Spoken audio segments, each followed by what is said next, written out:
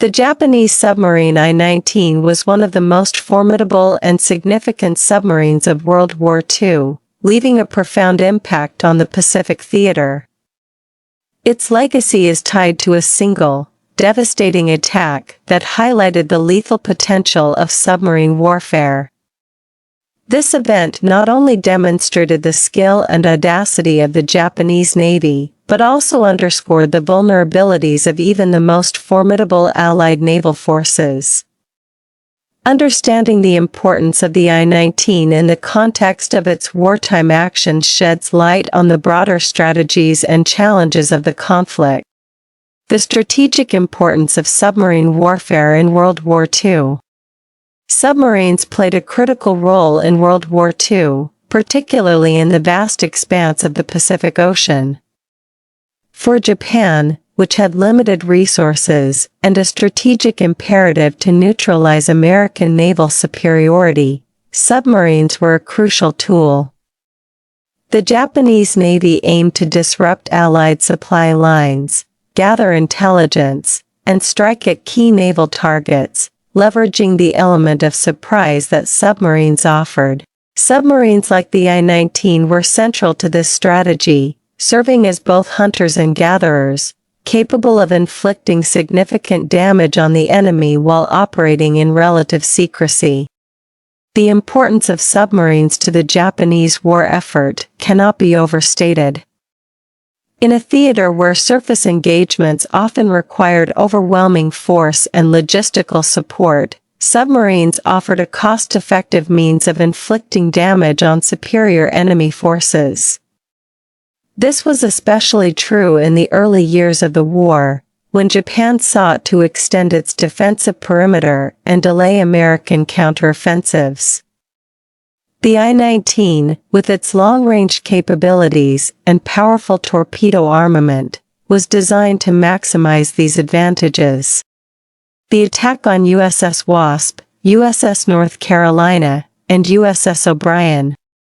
The I-19's most infamous moment came on September 15, 1942, during a coordinated operation involving Japanese naval forces in the Solomon Islands. On this day, the I-19 launched a torpedo salvo that would go down in history as one of the most successful submarine attacks of the war. The USS Wasp, an American aircraft carrier, was the primary target of this attack. As the I-19's torpedoes streaked through the water, they found their mark with devastating effect. The Wasp, a key component of the Allied naval forces in the Pacific, was struck and ultimately sank.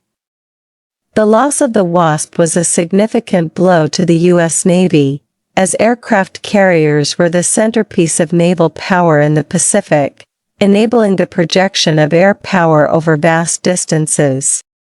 However, the I-19's torpedoes did not stop with the Wasp. In what was a rare and astonishing occurrence in submarine warfare, 2 other American warships were also hit. The USS North Carolina, a modern battleship, was damaged, though it managed to remain operational. The USS O'Brien, a destroyer, was less fortunate. While it initially survived the attack, the damage was severe enough that it eventually sank during its return to port. This attack highlighted the immense potential of submarine warfare and its ability to alter the balance of power at sea. The simultaneous damaging of 3 significant warships with a single spread of torpedoes was unprecedented and sent shockwaves through the Allied command. The psychological and strategic impact on the Allied forces. The attack carried out by the I-19 had profound psychological and strategic ramifications for the Allied forces. The sinking of the USS Wasp, in particular, was a stark reminder of the vulnerability of even the most powerful naval vessels to submarine attacks. This vulnerability was compounded by the realization that the Pacific, with its vast expanses and deep waters, was an ideal environment for submarine operations. For the U.S. Navy, the loss of the Wasp and the damage to the North Carolina and O'Brien necessitated a re-evaluation of their tactics and strategies. The need for improved anti-submarine warfare, ASW, capabilities became urgent, leading to increased investment in sonar technology, depth charges, and convoy systems. The attack also spurred the Allies to enhance their air patrols and develop better coordination between naval and air forces to detect and neutralize submarine threats. Strategically, the attack by I-19 demonstrated that the Japanese Navy could still deliver powerful blows even as the balance of power in the Pacific began to shift towards the Allies. It served as a reminder that the war was far from over and that the Japanese Navy, despite suffering significant losses, remained a formidable opponent. The I-19's legacy in the Pacific War. The I-19's attack on September 15, 1942, became emblematic of the broader challenges that the Allied forces faced in securing victory in the Pacific. While the eventual outcome of the war was determined by a multitude of factors, including the overwhelming industrial capacity of the United States and the strategic blunders of the Japanese High Command, the role of submarines like the I-19 in prolonging the conflict cannot be ignored. The success of the I-19's attack underscored the effectiveness of Japan's early war strategy of using submarines to offset American numerical superiority.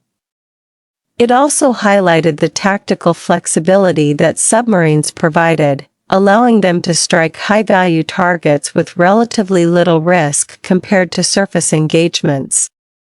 In the broader context of the Pacific War, the I-19's actions were part of a series of setbacks for the Allies in 1942, a year that saw several significant losses. However, these setbacks ultimately spurred the U.S. Navy to innovate and adapt, leading to the development of more effective ASW tactics and technologies that would prove crucial in the later stages of the war. The I-19 and the changing nature of naval warfare. The I-19's attack is often cited as an example of the changing nature of naval warfare during World War II. The era of battleship dominance was coming to an end, replaced by the primacy of aircraft carriers and the growing importance of submarines. The ability of a single submarine to take out or incapacitate multiple large warships demonstrated that naval power could no longer be measured solely by the number of battleships or carriers a navy possessed. The I-19's attack also illustrated the increasing importance of intelligence and stealth in naval operations. The Japanese Navy's ability to position the I-19 in the right place at the right time was a testament to the effectiveness of their intelligence-gathering efforts, even as Allied code-breaking efforts were beginning to erode Japan's strategic advantages. The aftermath and the fate of the I-19. Despite its success, the I-19, like many other Japanese submarines, would not survive the war. As the tide turned against Japan, Allied forces became increasingly effective at countering submarine threats. Improved ASW tactics, combined with the overwhelming industrial might of the United States, gradually eroded the effectiveness of Japan's submarine fleet. The I-19 was eventually sunk on November 25, 1943, by the American destroyer USS Radford, marking the end of its wartime service. Its sinking was part of a broader pattern of attrition that saw Japan's submarine fleet decimated by the end of the war. However, the legacy of the I-19's attack in 1942 continued to resonate long after its destruction. Conclusion: the significance of the I-19 in World War II. The Japanese submarine I-19 holds a significant place in the history of World War II, not only for its direct contributions to the Japanese war effort, but also for the broader implications of its actions. The attack on the USS Wasp, USS North Carolina, and USS O'Brien was a dramatic demonstration of the power and potential of submarine warfare, underscoring the strategic and psychological impact that a single submarine could have on the course of the war. For the Japanese Navy, the I-19 represented the high point of their submarine campaign, a moment when they were able to strike a blow that reverberated through the Allied command. For the Allies, the attack was a sobering reminder of the challenges they faced in securing victory in the Pacific, leading to significant changes in tactics and strategy.